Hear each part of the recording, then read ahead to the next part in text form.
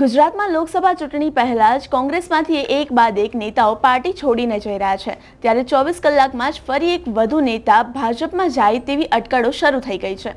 મળતી માહિતી અનુસાર મહુવાના પૂર્વ ધારાસભ્ય કનુભાઈ કરસડિયા ફરી એકવાર ભાજપના પ્રભાવમાં ભળે તેવી શક્યતાઓ જોવા મળી રહી છે। નમસ્કાર, હું મૈત્રી મકવાણા અને આપ જોઈ રહ્યા છો નિર્ભય ન્યૂઝ।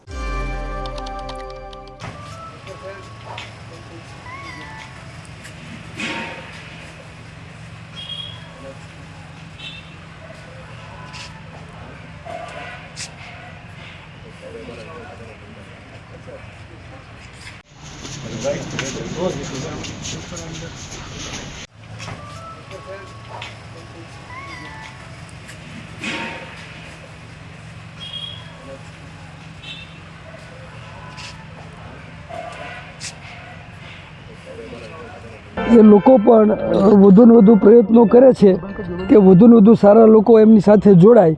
તો આ માત્ર શુભેચ્છા મુલાકાત હતી, સાથે બેઠા, વાતચીત કરી, જમ્યા અને આવજો કહીને છૂટા પડ્યા। બાકી ચોક્કસ પ્રમાણે તમે ભાજપમાં ભળો છો એવી વાત ચાલી રહી છે? ના, એવી વાત ચાલી રહી છે, પણ મેં વિચારવાનો સમય માંગ્યો છે। તો સાહેબ, આપ ક્યારે કેસરિયામાં જોડાશો? એટલે વિચારીને હું એમને જવાબ આપીશ। અત્યારે ભાવનગરથી તમને ટિકિટ આપશે એ વસ્તુ અત્યારે આ ચર્ચામાં નથી। અત્યારે માત્ર ને માત્ર એ લોકોની શુભેચ્છા મુલાકાત, અને હું રાજી થયો કે ચાલો શુભેચ્છા મુલાકાત છે કે અહીંયા આવીને આવી રીતે પર્સનલ મળતા હોય તો એ સારી વાત છે। આપની કેવા પ્રકારની રજૂઆત હતી? ના, રજૂઆત કંઈ નહીં, આપણે તો દરિયાકાંઠા અને જે ખેડૂતોના પ્રશ્નો છે એના માટે વર્ષોથી લડતા આવ્યા છીએ, અને એ પ્રશ્નો ઝડપથી ઉકેલાય એ જ આપણી લાગણી હોય ને। એક મિનિટ સર, આપણો નિર્ણય કેટલાક દિવસ સુધીમાં આવી શકે? ના, એટલે એ લોકોએ ખૂબ વહેલા આગ્રહ રાખ્યો છે, મેં 8-10 દિવસનો સમય માંગ્યો છે। સર, લાંબા સમય પછી કેમ આવી બધી મુલાકાત થઈ આપની? બહુ લાંબા ના, પણ અત્યારે તમે જાણો છો કે આ ચૂંટણીઓ નજીક આવી રહી છે, એટલે નેચરલી ચારે બાજુ આ મિટિંગોનો માહોલ છે, મળવાનો માહોલ છે, એટલે અત્યારે વધારે થાય, શક્યતાઓ વધી જાય। ના સાહેબ, આ ભાજપમાંથી છૂટા પડ્યા પછીની આ બીજું ઇલેક્શન છે, આપ ઘર વાપસી કરશો તેવું લોકોના મુખે ચર્ચાઈ રહ્યું છે, તો આપ કરશો ખરા? નથી, અત્યારે હું કહું એ બહુ વહેલું કહેવાય, કંઈ કહી ન શકાય। અત્યારે મેં વિચારવાનો સમય આવા મહાન પાર્ટીના મોટા લોકો પાસે માગ્યો છે, તો પછી ધન્યવાદ, પછી આગળ થેન્ક યુ। વિચાર મુલાકાત હતી અને સમય એવો હતો, મેં એમને ભોજન માટે આગ્રહ કર્યો તો એમને ભોજનનું આમંત્રણ પણ સ્વીકાર્યું। હું રાજી થયો। એક મોટા નેતા ઘરે આવતા હોય તો એમાં સારી વાત છે, ખુશીની વાત છે, ચર્ચા કરશું।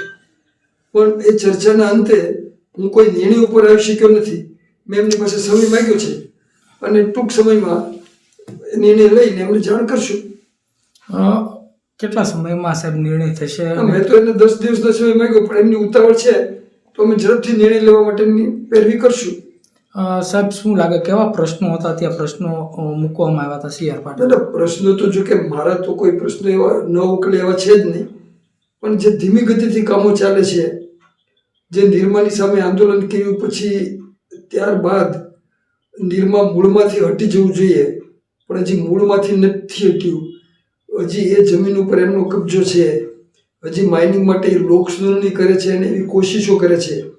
આ બાજુ અલ્ટ્રાટેક છે, એ પણ માઇનિંગની કોશિશો કરે છે। મેથલા બંધારણનું કામ ખૂબ ધીમું ચાલે છે।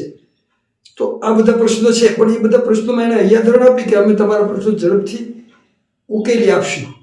શું લાગે છે 10 દિવસ બાદ પણ અંતરહૈયાનું આ તમારું અંતરહૈયું શું કહે છે? પણ આજની તબક્કે તો હું કશું નથી કહેતો, કેમ કે વિચારી અને મારે મંથન કર્યા પછી જ હું આ નિર્ણય પહેલો કરી શકું।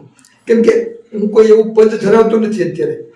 પદ ધરાવતો હોઉં તો નિર્ણય લેવાનું જરા પેલું રહે કે આ નિર્ણય લેવો તે લેવો।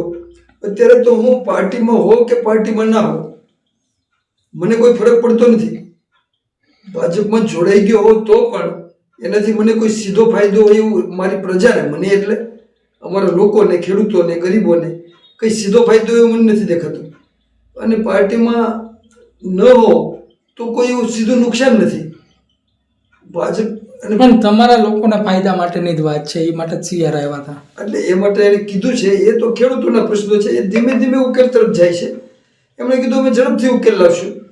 આટલો ફરક આપણે કલ્પના કરવાની રહી। 50% ભાવનગરથી તમને ટિકિટ ભાજપ આપી શકે?